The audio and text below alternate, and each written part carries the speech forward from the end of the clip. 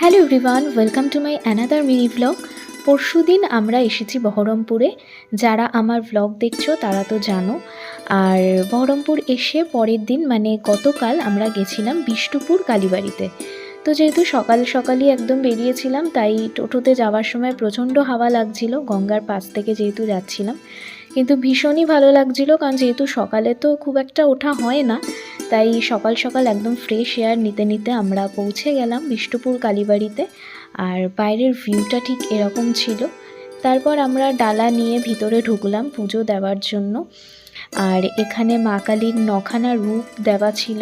তারপরে গিয়ে দেখলাম ওখানে পুজো হচ্ছে, তারপর আমরা গিয়ে বসলাম, আমরাও পুজো দিলাম। তারপর আসার সময় এরকম একটা ঝিলের পাশ থেকে ঘুরে তারপরে বাড়ির দিকে ফিরে গেলাম। ব্লগটা কেমন লাগলো তোমরা জানিও, আর নেক্সট কয়েকটা ব্লগের জন্য ওয়েট করে থেকো। টাটা।